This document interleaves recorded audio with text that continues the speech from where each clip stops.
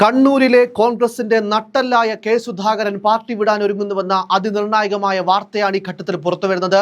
എംപിമാർ മത്സരിക്കേണ്ടതില്ലെന്ന ഹൈക്കമാൻഡ് തീരുമാനത്തിന് പിന്നാലെ പാർട്ടിയോട് ഗുഡ് ബൈ പറഞ്ഞിരിക്കുന്നു കെ സുധാകരൻ എന്ന നിർണായകമായ വിവരം പുറത്തുവരുന്നു. AICC ജനറൽ സെക്രട്ടറി KC വേണുഗോപാലിനെ അദ്ദേഹം ഫോണിൽ വിളിച്ചു. നിങ്ങൾ നിങ്ങളുടെ വഴിക്ക് നടക്ക്, ഞാൻ എൻ്റെ വഴിക്ക് നടക്കാമെന്നാണ് കെ സുധാകരൻ KC അറിയിച്ചത്. പുതിയ പാർട്ടി രൂപീകരിച്ച് കണ്ണൂരിൽ സുധാകരൻ സ്വതന്ത്രനായി മത്സരിച്ചേക്കുമെന്നാണ് പുറത്തുവരുന്ന വിവരങ്ങൾ. 12 മണിക്ക് വിളിച്ചിരിക്കുന്ന വാർത്താ സമ്മേളനത്തിൽ ഇതു സംബന്ധിച്ച നിർണായക പ്രഖ്യാപനവും ഉണ്ടായേക്കും. BJP നേതാക്കളും ഈ ഘട്ടത്തിൽ സുധാകരനെ സമീപിച്ചിട്ടുണ്ടെന്ന സൂചനകളും പുറത്തുവരുന്നു. നിലവിലെ കണ്ണൂരിലെ NDA സ്ഥാനാർത്ഥിയോട് മത്സരത്തിൽ നിന്നും പിന്മാറാനുള്ള സന്നദ്ധതയും BJP നേതാക്കൾ തേടിയിട്ടുണ്ട്. BJP കേന്ദ്ര നേതൃത്വവും സുധാകരന്റെ അടുത്ത ബന്ധുക്കളുമായി ഫോണിൽ സംസാരിച്ചെന്നാണ് വിവരം. MPമാർ മത്സരിക്കേണ്ട എന്ന AICCയുടെ തീരുമാനം കടുത്ത വഞ്ചനയും അവമാനിക്കലുമാണെന്ന് സുധാകരൻ പറഞ്ഞതായാണ് വിവരം.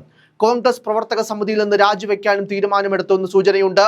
കോൺഗ്രസ് അധ്യക്ഷൻ മല്ലികാർജുൻ ഖാർഗെയാണ് നിയമസഭാ തെരഞ്ഞെടുപ്പിൽ ഒരു MPമാരും മത്സരിക്കേണ്ടതില്ലെന്ന തീരുമാനത്തിലെത്തിയത്. ഇതോടെ കെ സുധാകരനും അടൂർ പ്രകാശിനും സീറ്റുണ്ടാകില്ലെന്ന് ഉറപ്പാവുകയായിരുന്നു.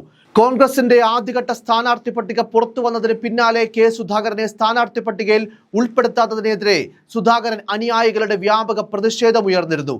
ദേശീയ ജനറൽ സെക്രട്ടറി KC വേണുഗോപാലും സുധാകരനെ ഫോണിൽ ബന്ധപ്പെട്ടെങ്കിലും സീറ്റല്ലാതെ മറ്റൊന്നിനും വഴങ്ങില്ലെന്ന സൂചനയാണ് സുധാകരൻ നൽകിയത്. ബുധനാഴ്ചയും സുധാകരൻ മാധ്യമങ്ങളെ കാണുമെന്ന സൂചനകൾ ലഭിച്ചതും ചർച്ചകൾ അനിശ്ചിതത്തിലാക്കി. പിന്നീട് രണ്ടാം ഘട്ട പട്ടിക പുറത്തു വന്നാലേ മാധ്യമങ്ങളെ കാണുകയുള്ളൂവെന്ന വിവരവും പുറത്തു വന്നു. ഇനി സുധാകരന്റെ നീക്കം എന്താണെന്നുള്ള കാത്തിരിപ്പിലാണ് രാഷ്ട്രീയ കേന്ദ്രങ്ങൾ.